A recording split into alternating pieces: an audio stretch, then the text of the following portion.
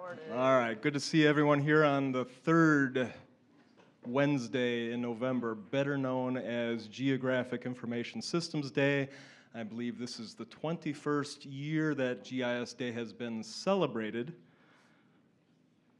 And it is a celebration of our GIS geospatial colleagues and friends globally. It was established to recognize the remarkable contributions of folks in the profession, what they do for their clients, what they do for their citizens, and how GIS and geospatial thinking impacts society and well-informed decision-making in society.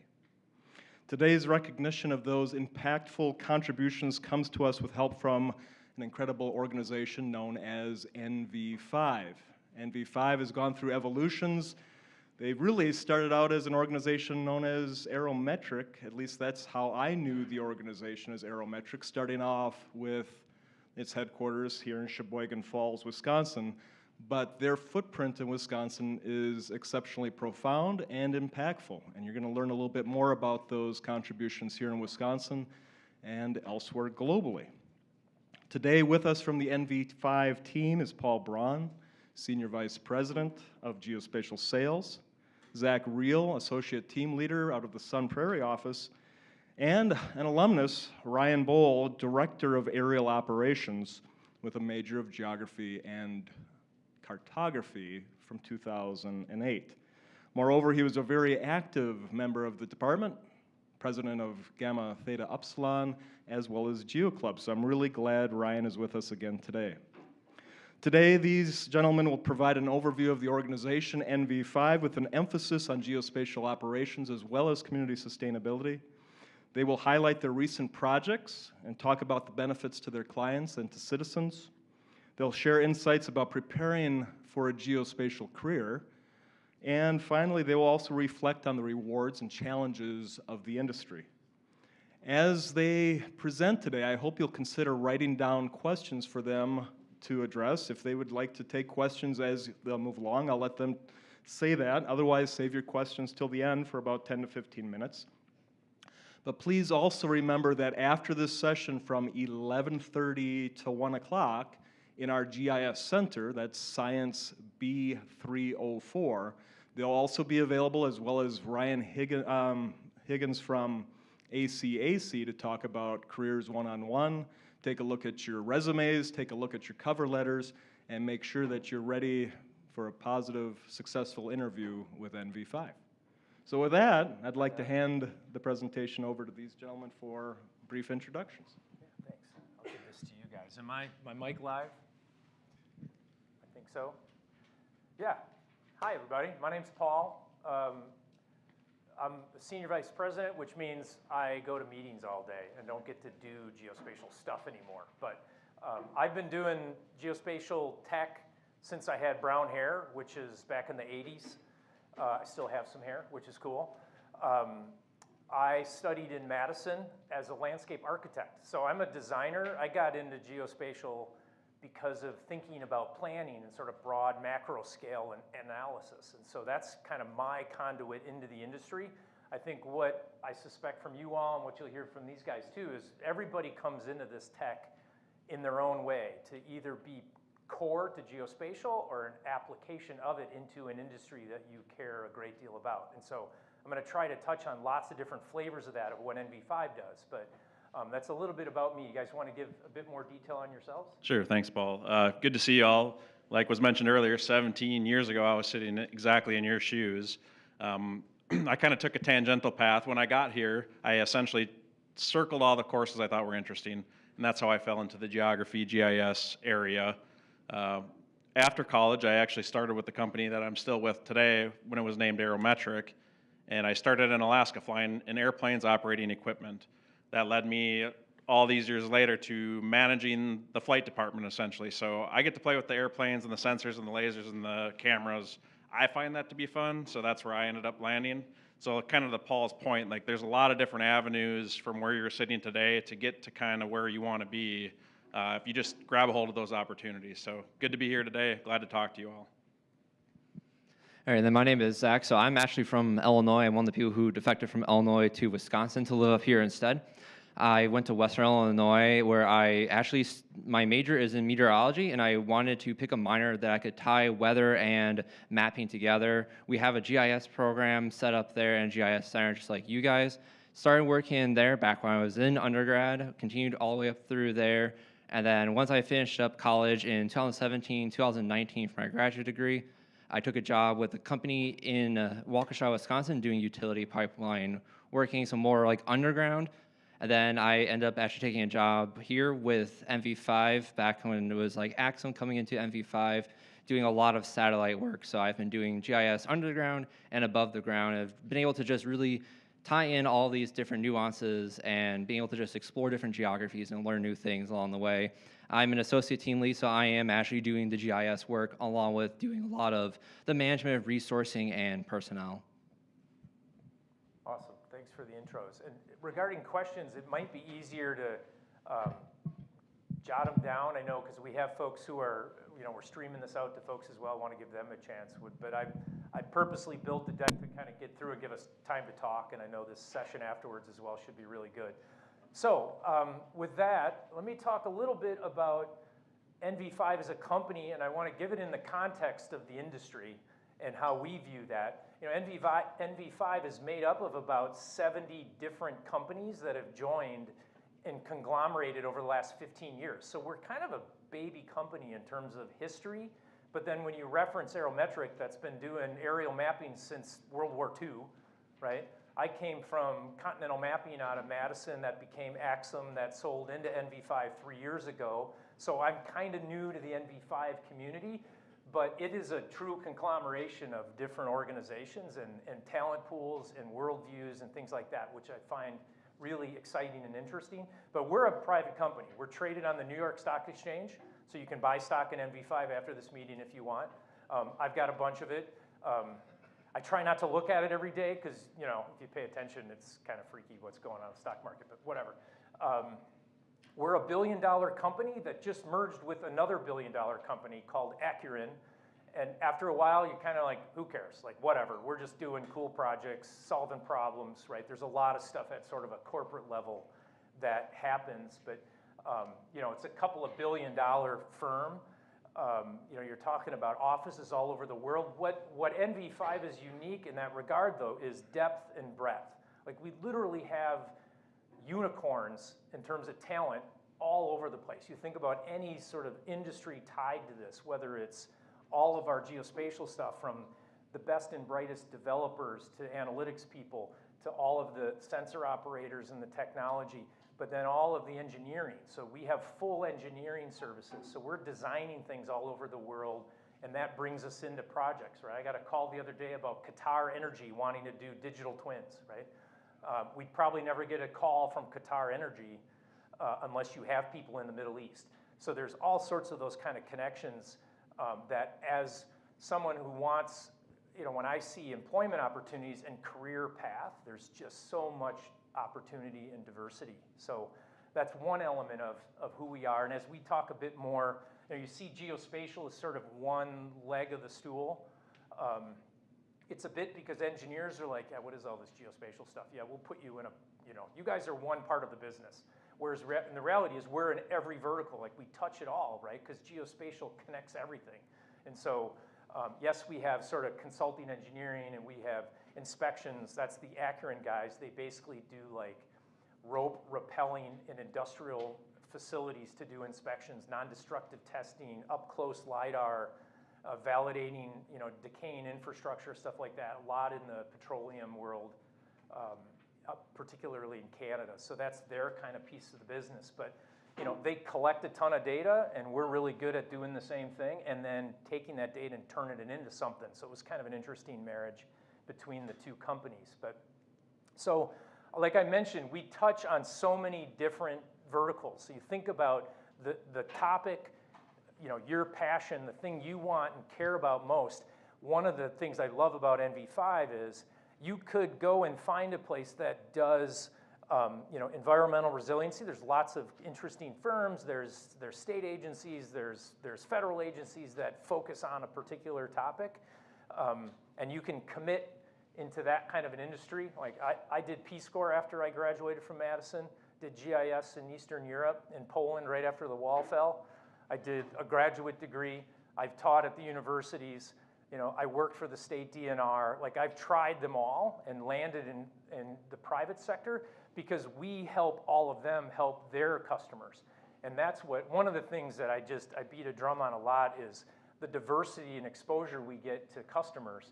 I mean, it literally is mind-boggling when you look. And so compiling 7 or 8 projects, it was kind of hard because I'm like, gosh, what do you talk about? There's so many different things. So I did my best to kind of pull those together. But you know, we really do touch pretty much every vertical you can think of. So in the geospatial side of the house, we're about 1,300 people. You see, I've got a map coming up here, sort of dots on the map, but there's, I don't know, 15 offices throughout the US. We have a couple of offices in Europe, we have a couple in Japan, and then we have a couple hundred people in Bangalore as well, in India. And you know, we work around the clock. It's sort of, nobody cares where you are. There's a lot of, like, geography doesn't matter, ironically, in some ways in terms of how we focus and work. You know, we're in every state, we've worked on every continent. I mean, just given our size, it's just kind of mind-boggling when you sort of roll that up. And then we have a software group. So we have anybody ever heard of ENVI, the software, ENVI, remote sensing software? Like, that's us. So in many ways, you know, we sit down with Esri and we say, yeah, we're a billion-dollar company. We have software that's used all over the world. So do you. So in some ways, we are sort of peers with Esri, but yet we're also big-time partners of theirs in terms of implementation and integration and all that kind of technology stuff. So, you know, we have that sort of software base. We have end users doing just absolutely mind-boggling things. And sometimes they engage us to help them, and that's really fun, whether it's peer research all the way through to R&D, and you talk about synthetic aperture radar and all sorts of big phenomenologies out in space, as well as what's on the ground, on the water, et cetera. So there are our offices here, just to give you a sense of kind of where we are. You know, we're all coming from Wisconsin, although I work out of my house in Madison. We do have a Sun Prairie office with, I don't know, Zach, how many people are there? So in the Sun Prairie office, there's about 25 of us, and we're mostly a hybrid schedule, so we're in the office, we're also at home. Yeah. So about 25. That one time that office had 150 or so. COVID kind of put a plug in that one. But so there's a lot of team-based work, and I think that's a theme you hear. As Zach and I were driving up, we were talking about what's it like to show up in an interview, and what are we looking for as employers, and skill, tech, talent, all those things are important, but everything we do is team-oriented. And if you're a pain in the you-know-what to work with, like, that's a problem, right? It's all about, there's very rare times where you're off as an individual doing things. And those teams are connected all over the world often. Zach was telling me about his connections into our Corvallis, Oregon team, and how there's a lot of interesting environmental analytics type work that happens between those offices. So we talk about acquire, analyze, and answer, because humans like to break things into 3 things, right? And then you pick the middle one. It's like when my wife takes me out for dinner, she's like, you ask too many questions. You need 3 choices, like a wedding. You want the chicken or the beef. So we talk about acquire. Well, that's Ryan's world. All the technology we use to go get data. One of the challenges I've seen as a student myself, and then working with students, is data doesn't just drop out of the sky, right? I mean, it's taken from the sky sometimes, but it's a lot of work. So the geomatics part of our industry, of how to collect it in an accurate and precise way, those are different, right? How to do it safely, that's a huge deal when you're putting human beings in the air, or out at sea for 12 days straight doing sonar or something like that. All of that acquisition is a really big deal. That's probably, we're about a $300 million business unit. That's our revenue. And I think 60 to 70 million of it, if I'm remembering the numbers right, you're nodding your head, so I'm right. That's acquisition. So that's what our customers pay us to put planes in the air, to have people standing there flying drones, to be out on mobile LiDAR, driving the streets of Minnesota, collecting data, et cetera. I mean, there's just a lot of them, and we'll talk about more of those as we go. But that's a big piece of who we are. But often in a project, acquisition is 10, 15% of what somebody's going to pay, whether it's grant money from the EPA or it's, you know, We Energy paying, like whatever the customer is. Generally, acquisition is a small portion of an overall project. It's way more about what the heck you do with all the data and the analytics and all the humans that have to do things with it downstream is really where the majority of the cost is, just as some context there. And then the analyze is just that. So I talked to a Lego club the other night, and these kids were asking me about drones, and you know, it's like a bunch of 7th graders, right? You just see their wheels spinning, and they're like, well, why wouldn't you put 25 drones up and collect data of the same site and get more data? And I was like, well, let me tell you about calibration, right? And integration. Like if I have 25 point clouds, they're all cool by themselves, but if you want to put them together, you'd have better collected them in the right way so that they integrate, so you don't have dots flying all over the place, right? And so the geomatics matters, the collection, but how it gets, you know, post-processed against high accuracy GPS data and tied into datums and existing enterprise data, et cetera, to get to the point where you can actually make analysis, right? If you fly something once, you can, you know, it's sort of the, if you don't know something's wrong, then in life it's blissful, right? But as soon as you drive on the northbound lane with a mobile mapper, and then you drive in the southbound lane and the data's going like this and nothing integrates because something was wacky with the sensors or whatever, suddenly the analysis gets a whole lot harder. And so the groups that work in this world, which is part of sort of, Zach, your worldview, there's some of that, and then the analytics, or the third part, is really where we're working with that stuff to derive an answer, right? And so we have full teams in my world is from this piece of the business, was enterprise GIS, designing the systems in which the data goes to live so that, you know, the custom application you're running on your phone or your tablet or your field computer or whatever, right? All the portals, all the things you use, you know, to actually make decisions and influence, you know, decision makers down to the public, to the scientists, the community, et cetera. So we have lots of teams here, and it's all about, you know, putting the tool in the right person's hand to get the problem done. So that's sort of our worldview, is the 3 A's. It's kind of how we divvy things up. So in that context, I want to talk about projects, and we'll highlight some of how they sort of materialize into this world. Some of them are heavier in acquisition, less, because there are times where a customer's like, I just need data, and then get out of my way, right? So we literally like, here is your point cloud, sir. You know, here's your 1-foot contours, and we have no idea what they're doing, right? Customers sometimes do that. They say, I need 30 point per square meter LiDAR. And, you know, we could ask, well, what for? But it's like, okay, you know, we can go do that. Like Ryan's team can do that stuff in their sleep, right? But sometimes we'll ask, well, why 30 points per meter? You know, if you get 20 points per meter, we use a different sensor and it's cheaper. Oh, now I want to understand that, right? So it's all decisions that our acquisition teams can help us with in that sort of acquire phase. Whereas, you know, the downstream side is, I need a custom widget that, you know, I click the button and it makes my lunch for me, whatever the situation is. And we're like, well, you know, Esri brings tools right out of the box that can do 80% of that. Maybe that's good enough. Maybe you don't need to pay us a whole bunch of money for developers or whatever. So it's a constant dialogue to try to figure out what the problem is and how to solve it that shows up throughout the acquire, analyze, and answer. So guys, any commentary you want to make as we go here, feel free. Just remember to grab the mic. Just wave your hand at me if you feel you want to add in. So some project highlights. The first I want to talk about is Thunder Bay National Marine Sanctuary. Anybody ever been there? This is up in at Lake Huron, just off the eastern coast of Michigan, way up in the mitt. I'll do the whole mitt hand thing, you know. Really interesting place. The challenge here was, like we have what, 10 vessels, Ryan? About that, yeah. About that, and they're all different sizes, from ones that wouldn't fit in this room, you know, 70 feet long, have full quarters, people stay out at sea for days on end, right? A galley, you can like cook meals and stuff like real ships. I'm told, don't call them boats, right? Because it's bigger than a boat.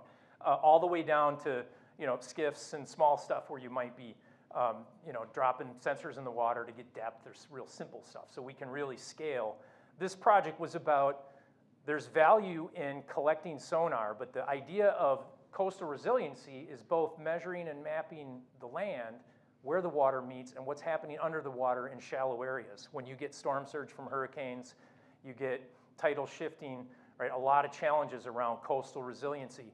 So the challenge here was in an area known as Shipwreck Alley, they wanted to understand bathymetric LiDAR, so that's green lasers that penetrate water, right? So different than LiDAR that's doing topographic mapping, right? So from an airplane, you know, typically you want clear water, so you get into all sorts of challenges of what the water's like, but penetrate the water, get down, understand what's happening at the bottom, and also collect topographic data, so we have an understanding of what's happening in that transition zone right by the water, and go do sonar. And drive that into nautical charting, which is, I think there's an example, here I'll pop to the next slide in the bottom right there, sort of the end products of nautical charts. So how do we collect these things together? There's a lot of that sort of sensor fusion in order to, again, acquisition, a lot of thinking about how do you do that safely, fast, et cetera, but then derive the product. So now you're putting two different things together in a way to derive an end result that really is the challenge. There's some metrics there. You know, one day of LiDAR flying, because an aircraft's going, what, 100 and some knots, 145 knots, you're collecting boatloads of data compared to what you get on a vessel with sonar. And you know, nowadays, every sensor we buy, I mean, what's the coastal mapper that we just bought? What is that thing? $2.5 million. $2.5 million bucks. So if you want to be a sensor operator, you know, I would say you wrap that thing in bubble wrap when you move it around, right? It's like, I'm glad that's not my job, but it's the amount of data, every sensor that comes out is more and more and more, which has, now we've got people saying, we got to stop spending money on AWS. There's a reason Jeff Bezos is the richest human in the world, right? We spend like ridiculous amounts of money on cloud storage. You know, you archive it, you pay, then you pay to have it come back out of cold storage, and we're collecting petabytes of data. I mean, it's crazy. And so it's not only about the hardware, it's about what you do with the data and the 14 iterations of the data that you derive during post-processing, et cetera. So an interesting one, and the success and the value to NOAA here was that we can bring these technologies, these phenomenologies together to do something faster and get deeper and richer data so that they can do the analysis. So you see sort of the bathy LiDAR in the upper right versus the sonar of finding a sunken vessel of some sort. So I'm just kind of hot washing through these a bit, and then as part of questions we can discuss it. This is talking about water conservation through one client in particular, but there are others, the California Department of Water Resources. This is a piece of what runs Zach's life these days. He's deeply engaged in the doing of these projects. So in this case, there are water wasters out there. And when you're in an arid state, everybody gets allocation. So in the state of California, you own a golf course, you own a grocery store, you know, have a farm and raising, growing some sort of nut product or something like that, right? You need an allocation from the state, but people abuse it. They forget that their equipment stinks and it leaks, or they're just watering stuff they shouldn't be. And so the business problem here is we want to conserve water, we want to find those who are wasting it, and we want to charge them for it and get them to not waste it so that we have allocations for others. So what that means is you need to do land use and land cover mapping, which is the image kind of tucked in the back there on the left. Then we want to map all of the meters. So now we're at the city level, the utility level of where are the meters, who owns what, who are they tied to, what parcel, because ultimately we want to find you and say, hey man, you're the one who's wasting water because we know it's your utility meter. And then we do a lot of AI and integration of that data. That in the bottom right here with the sort of green and yellow parcels, that's looking at different kinds of turf. So there's all sorts of regulations. You have the political side of what the state is saying is allowed and designating this. So it's not just the mapping, right? It's way deeper and broader than that. And then the real magic happens in a software tool called WaterView that brings the data together to show who those abusers are. It's like your allocation's 50,000 gallons a month or whatever, and you're using 200, and based on your land use and all the data we've collected, now we know, and so we can enable that water district to hit the button and send letters, the nastygram, right? And so ultimately, all of that goes on, all to get to finding those people and get to that answer to say, let's actually reduce. But it's the logistics of it and the nuances of this. And if you had to ballpark, Zach, how many people on our side are engaged in sort of this process to get to that end result? So like on our team alone, we're just one of multiple projects going on for this. There's probably at least 30 to 50 of us, like just on our team, but there's multiple projects going on at the same time. Yeah, so you have different state-funded things, county-funded stuff, water utilities. These guys, they have money. That's the beauty of the utility world, is they have customers, right? So there's a funding mechanism there, and they need to be on top of that and drive efficiencies, et cetera. So very different kind of use case than that Thunder Bay initially. I'm going to shift gears wildly here to the Air Force. We do a lot of defense work. When the Russians invaded the Ukraine, we mapped the Ukraine, the eastern half of the Ukraine. We had about 60 people, three 8-hour shifts until we were done. And our first ask was, well, we already mapped that, right? I mean, we have like maps of the Ukraine, don't we? And they said, not good enough. It's all about currency, clarity, content. I need it now, redo it, go, right? And we spent a bunch of time and did that. And luckily, they didn't advance as far and they didn't need it. But a lot of defense-related work. Some of it's environmental, some of it's straight defense and near-peer adversary stuff.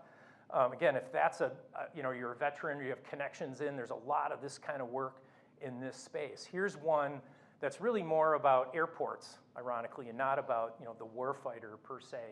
So Air Mobility Command, anybody familiar with that term and that part of the Air Force? This is the FedEx of the Air Force. They move stuff. They move people, they move gear. So do you remember the evacuation of Kabul, right? During the last, was that under the first Trump administration, or was that Biden, or I forget when? Anyway, doesn't matter. But it's like we got to get 150,000 people out of here, right? Our guys got phone calls like, get out of bed, get down to the office, it's go time. And AMC's got a war room of maps of the whole world and weather and all sorts of stuff it's all logistical planning. But in this case, they said it's one thing to leave Kabul, it's another to know where the heck do you go? And when you land the plane with 400 starving people who are scared, et cetera, like, what do you do? Like, where do they go? How do you get water to them? Where do they sleep? So the logistics of all that become a huge geospatial problem. And so one of those was, the AMC is saying, we need to map every airport in the world because we need to know where I can land a C-130 versus a whatever aircraft, right? Maybe we should ask Ryan all these questions. But you're talking about big aircraft, they can't just land in a grass strip somewhere, right? And so the idea there was, and you see the two maps of the airport, it's pretty basic geospatial stuff. You're talking about merging polygons, and when it comes down to it, like, it's not rocket science, that piece of the work, but it was a ton of it. And it's dealing with foreign countries and their data sets. And the FAA is the US version, but other countries have their own, some sort of civil air patrols or civil agencies that manage this kind of data. So the coordination and integration, it becomes a big sort of people and process problem just to get updated maps that the Defense Department feels comfortable with that they could leverage. So, an interesting problem that sort of turns into, at its roots, a very simple kind of core geospatial problem, but, and you see there, over 1,000 airports completed across COCOMs. Those are when you bring people from the Marines and Air Force and Navy together, that's a combatant command. So you have one that's Southcom, AFRICOM, right? These guys are sort of the idea of the Defense Department saying, I don't care what color your uniform is, we work together and we worry about a chunk of the world. So we're working for those guys through AMC to help the different defense departments. Another one is in Kentucky. And this, there's a lot of the acquisition piece here was recently, this was in April, there was flooding. So you see in the map there, Lexington, so this is sort of just west of Lexington, but I think the flooding was pretty significant across Kentucky. I don't recall the details there, but there's a bit of a timeline here. It's kind of like that AMC example of, there's a lot of emergency response work that we get into, but you never quite know when the phone's gonna ring. And it's different than programmatic, like we do the same thing every spring or something like that. This is more like, oh my gosh, this just happened. It's a huge impact on taxpayers. So, the phone's ringing on, early in the morning, one day, and, it's people asking for help. We have a contract. We do some pretty interesting things for the state of Kentucky. So they're like, I know you guys can help. And so you see all hands on deck there. So management, project managers, estimators, so the people who are the liaison between what do we actually have to do and how much does it cost, because we got to tell people that. And then deep into the operation side of who's literally going to get in a car and drive somewhere or actually fly the airplane or what have you. So in a matter of a couple of days, that phone call, deploying aircraft, all of the flight planning, like at what altitude and how much overlap and what do we got to do? Like there's a lot of ways to do that. So this is a big time acquisition problem to solve. But yet, when you're the guy trying to solve it and there's people standing there like watching you work because they're like, we got to go, man. You got to get in the van and drive down there or something, right? That pressure is different than some other projects where you have 6 months to do a job, right? So it's go, go, go. And then we have a viewer that we built for, and this is a fun thing to go check out. They call it Kentucky from Above. We did a whole statewide nadir and oblique imagery collection to feed mass appraisal, all the taxation, business in Kentucky, amongst other things. And so they're like, we have a conduit to push this data out to anybody, to the public. So they're like, go, go, go, deliver it, and we just pumped it right into this, and bang, it's out to the constituents. So it's a great example of us serving people who serve other people and having that impact where, if you were a Kentucky state employee or something, maybe you'd have been part of this project, but we're there because of our connections in, so we get brought into some interesting things. Just keep riffing here. Digital twins. Have you guys talked much about them? A little? I'm so sick of the term. We'll just put that out there. It's like everywhere now. Like every year it's something, right? I mean, AI is kind of everywhere too, but I'm thinking digital twin, isn't that what geospatial is? Like it's a digital version of what's out there. Like we've been doing this since the 60s, when we started doing geospatial stuff. But what it really means, I think, to people is 3D, going from 2D to 3, because it just makes sense to our brains, right? We're all wired that way about when we see things, it makes more sense to us. So we hear a lot about digital twin. Our customers saying, don't come talk to me about that stuff, I don't care. Like, tell me what you're gonna do with it. Like, how does it help me do something? So if I'm an oil refinery, which is all of our Akron counterparts in Canada, they say, yeah, we got amazing digital twins of stuff, but does it help me improve safety? Because this is dangerous places, right? Does it help me when something breaks and there's not downtime?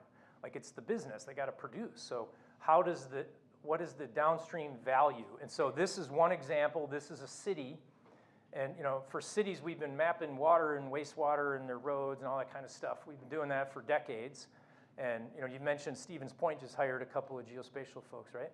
So it's probably this kind of stuff they're doing. It's utilities, it's the things that run the city. But in this case, they said what we want is we got a bunch of older folks who are retiring, right? Institutional knowledge, Bob's been here for 48 years and he never wrote a darn thing down and now he's retiring and we're like, oh my God, where are all the bodies buried, right? So what they're trying to do is sort of build these systems and then tap into all of the business software that runs the place. And so here it was acquire. So again, they're like, we need to do this. How do we do it? And we're like, well, okay, what level of detail? What are you trying to model in 3D? Because we can spend all day modeling a chair from terrestrial LiDAR, right? It'd be the best, beautiful chair you've ever seen in a digital world, but it's complete overkill, right? You have to scale the effort to the business need. And so we talked them through that. There was imagery and LiDAR. That's how you get a colorized point cloud like that. You got to get both LiDAR and imagery at the same time. And then that gets pumped through into building information modeling. So it's more CAD-esque. Right now we're actually doing 3D models. And Esri does that kind of stuff, but Autodesk does some pretty amazing things. There's all sorts of tech. And we probably use way over 100 different software packages in our company. I mean, it's crazy. Like you name it, we probably got licenses of it. And it's all about you pick and choose the things you need. But here, one thing you notice, I was staring at this yesterday, like the screenshot of the buildings in the middle, is from the opposite angle. I'm like, something doesn't look right. And I realized that, you know, when they did the screenshot, they had spun it around because I'm like, oh, what is that bluish container thing, whatever's in there, they've spun it around. But so that's the model. And again, so what? It's cool, it looks pretty. We've done lots of stuff that looks pretty, but does it have an impact? So what they said was, we have a work order management system that when you need to go inspect and flush hydrants so that they work when there's a fire, when you go out and do work orders to repaint things, to replace stuff, whatever, we want to tie that all in. So we want to go into the 3D world. I want to grab that object, let's say it's that fire hydrant, and I want to see all of the history of what we've done to that fire hydrant in perpetuity. So the business system called CityWorks, which we helped them install years ago, no one's ever done this before as far as what we've seen, is like pull that in. So now I can, through the 3D world, I can interact, and then I can say, okay, it's time to flush that hydrant again, create that work order all the way out to, you know, Frank, who's in the field and is being told what to do because of the software, all the way out to the business system. So that true integration between a digital twin and you know, a business need that needs to happen. Now, we talk digital twin from global scale. When NOAA says, I want to model the Earth for big weather pattern understanding, Zach, maybe we should get you involved in that somehow with your weather background. Meteorology, sorry, weather's different, right? But you know, a digital twin can be that all the way down to some of our inspections when we're talking about microscopic level analysis, right? Or cracking on bolts on a piece of infrastructure on a bridge, you know? So scale doesn't matter in that regard, and you know, the applications really are pretty endless there. I'll stick with utilities a little bit more. So here's Esri, you know, they're the 800-pound gorilla in the industry. They're like, we have a solution for you to manage your water networks, your wastewater networks, open channel, you know, water flow, electric, oil, gas. Think of any linear system, right? How those, especially pressurized systems like your potable water, or things that have flow, right? Water flows downhill. So if you don't have that modeled correctly, you can't, you know, simulate rain and have it show up at the dam, right? Because the topology is wrong. So structuring all that stuff to support a business need is really important. So we work with water utilities all over the world to employ Esri's tech. So, you know, I've had new hires come in my office and be a little dejected, like, when do I get to do GIS? And I always love that question, like, what is that really, right? What does do GIS mean? It could be, you're gonna be in an airplane, freezing your butt off, you know, monitoring a sensor as we do, you know, tracking of snow pile accumulation, because you can assess from snow how much water is gonna melt and show up, you know, downstream. All the way through to, you're gonna help a city deploy an Esri piece of tech with customization, right? This is the world I came from. And so talking the business, employing the geospatial tech, and frankly, making Esri things work the way the customer wants, right? Because Esri builds something, sometimes it's just a hammer. You gotta go out and figure out what kind of nail you're gonna pound in. And so there's a whole world of that implementation side to help customers in doing what they do. And here's a little dashboard, just shows some of our customers. And they're gonna be this, you know, city of Charlotte, Tampa Bay. You're talking about big water utilities all the way down to like that Salem, Oregon, you know, smaller communities. So scaling it, and that sort of thing is important as well. All right, I think one last one. Back to the military side. So I was kind of going into the answer, the acquire, analyze, answer. So I'm now in that sort of answer world of custom apps. So we have a bunch of PhDs, like seriously smart people, whose programming languages I've not even heard of. And I'm a reasonably aware person of technology. Some stuff we've been working on, like NV, it's been around for 30 years. So they're writing an IDL.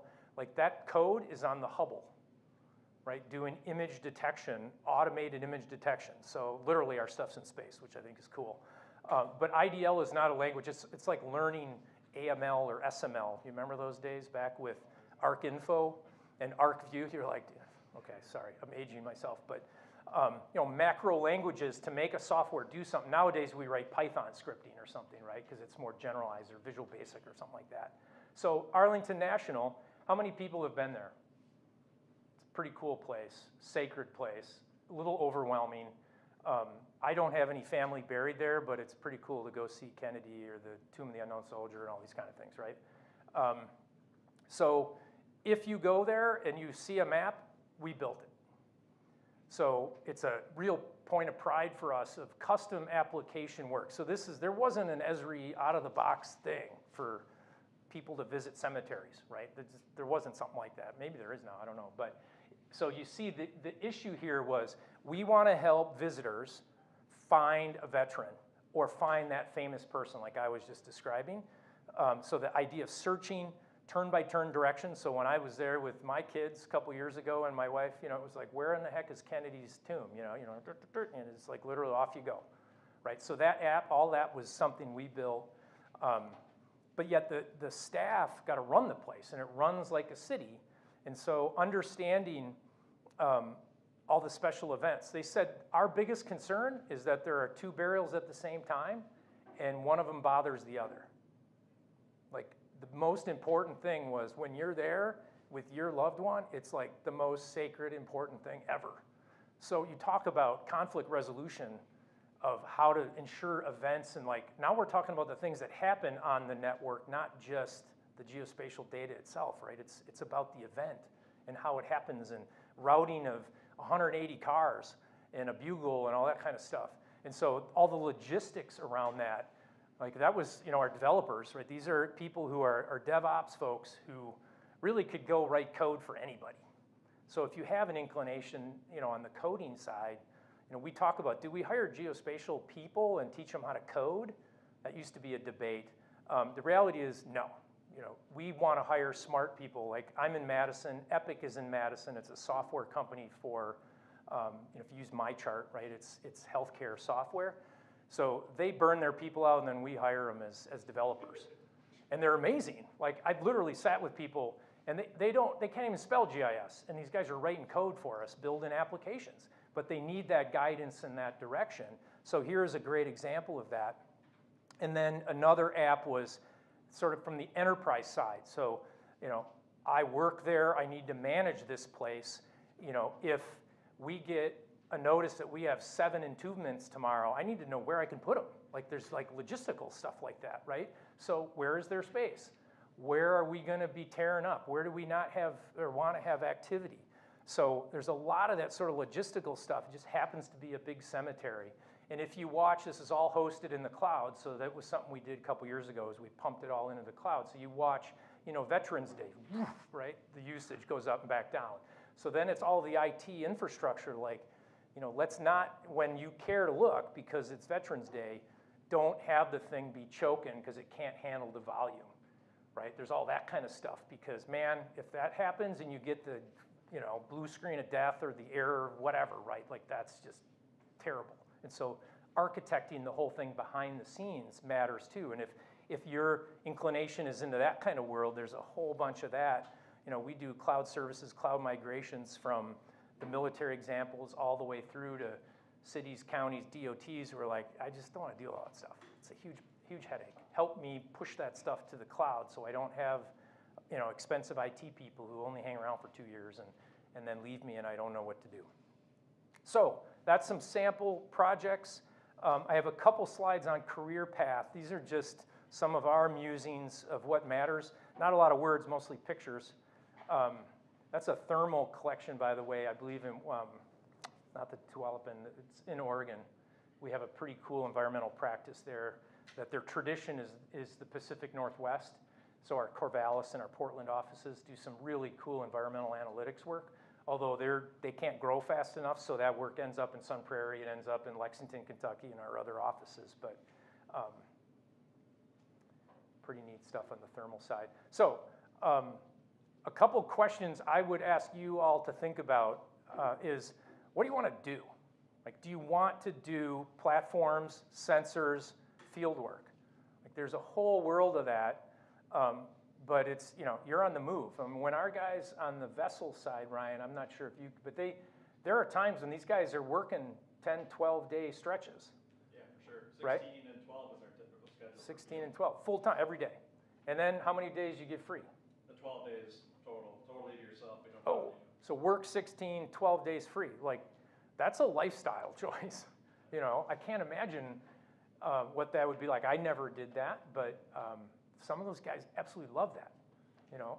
And it's you know, it's not all that different from working on an oil rig or these kinds of things, right? And if that's something you're interested in, there's a world of that. Now, I don't really handle being on the water very well, so there aren't enough Dramamine patches. I'd be like, you know, stuck all over me. But you see in the upper right there doing a sensor install. So, you know, we take certifications really seriously. You go to our hangar. I love Ryan's boss, John Whitman, will give a little lecture about, in order to get ISBEO certified, some of these things, like every tool, it's like an operating room. Like you open the drawer, like every tool has a place. Like this place is immaculate. And we joke that it's kind of a boring demo though. You go there and it's empty because all the planes are supposed to be out flying or else we're not doing our jobs. So, but that idea of maintaining this stuff, we take that maintenance seriously. And I wonder, any other comments, just high level, Ryan, you want? Yeah. Go ahead and grab the mic if you wouldn't mind, yeah. If you want to go from being in the airplane and into sales, like Paul, the second picture on the left is one of our team members who is now a salesman. So you can kind of go through the whole progression. Scott Venables. Oh, really? Yeah, he used to work. And he's an awesome sales guy because he talks technology and customers love him because of that. Yeah, so every example up here, there's, and kind of to Paul led with this, is NV5 being a large corporation as it is. You get your foot into the door in one place, and that doesn't, it's not where it stops in a big organization. You have numerous avenues to kind of like grasp at these opportunities, and that's how I feel like I progressed. I started in airplanes operating sensors, and then opportunities came, and I just grabbed the balloon as they went by, and over time, you kind of get where you want to be. So it's kind of an interesting way to choose a career at a big corporation. It kind of gets a negative light, but the amount of opportunities that are there are almost endless. Yeah, yesterday we got a call from a partner in Peru who was doing utility network stuff and said, we need help. Like, we're not very good at that. We only have a small team. And so we looked around like, who speaks Spanish? Like, does anybody? So, you know, that's not something you go to the HR system and find all your employees that speak Spanish. Well, we don't keep that up very well.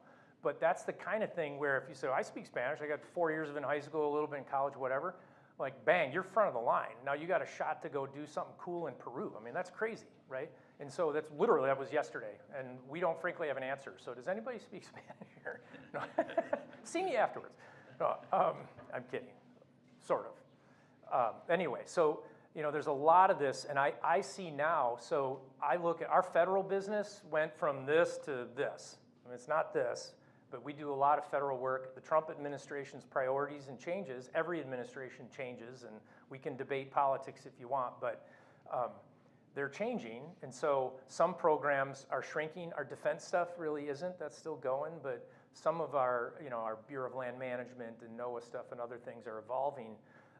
Those people who do that work are now moving around into other stuff, so they're off in other parts of the company. And, you know, a lot of folks are like, man, this is cool. I get to learn something new, do some new tech, what have you. And so that example with Scott, you know, operating a sensor there is a real good answer to that. Another is, in terms of what do you want to do, is we, in many ways, look, if you squint at us, we look like a manufacturing company. We produce widgets, right? A lot of what we do, we often don't give the answer. We do have that business, but we're widget makers, and that, you know, our CEO would probably yell at me for, you know, demeaning our company or something, but it is very much the mindset of production. So, you know, Zach, your world of teams and how people collaborate, you know, there's all sorts of people worried about quality, who worry about timing, project management, operations, technical, procedures, and processes. So these are all real workflows about how you get from point A to point F and wherever you are in the company. And so following that, being part of a team, like, it really matters. When we talk about production, that's a term we use a lot. That's about that getting something off a sensor and getting it to teams who can then use it in an application or whatever. So that world, there's a ton of opportunity there. And the more you understand workflow and process and people and how to help things happen. And Zach, I know you were telling me in the drive up here some interest there. Any comments you want to share about what that world is like? Yes, I guess a quick comment on it is like I started out as a tech, so like entry level, getting in, I can do the GIS. And then you grow and learn that you do the GIS, but you could go to the path of doing a lot of heavy scripting. Like we're having people literally like build tools for us to do things more efficiently. But you also can continue to do the work. But then there's a route that like I'm going where I still do the work, but at the same time I am now dealing with a lot of resource management, so dealing with people, figuring out where do we people need to go to complete the projects the best way, and also kind of just having to understand like what does the client actually want from us, so we can do it the way that they want it as they want to perceive it. Yeah, excellent, good points there. It's, you know, and you commented to me in the car, was like, I really enjoy the people side now and the customer engagement, right? That's not something you learn here. This is more about how to think, how to solve problems, and how to use tools to get there. That's a lot of what college is about, so to kind of refine your mind. But often in our world, it's about help me get from here to there, right? And that's soft skills. There's a lot to do with it, whether it's client engagement, and then it's down to the pragmatic side of like, man, we gotta, sometimes it's like, hey, you're off the reservation, man. You gotta come back here. Like, this is how we do this kind of process, right? Last thing is the analytics. So it's the working with the data. So this is the when do I get to do GIS type question.